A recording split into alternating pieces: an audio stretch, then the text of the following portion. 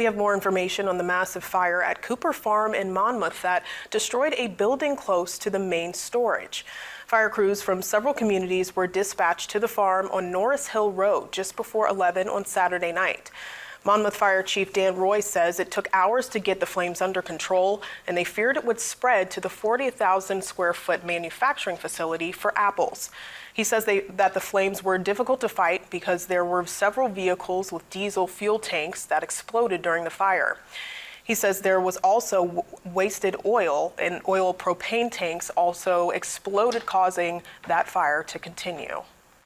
We put the fire out Saturday night into Sunday morning, and then today, first thing this morning, the State Fire Marshal's Office responded to assist us with conducting a fire investigation, and that's what we'll be doing this afternoon.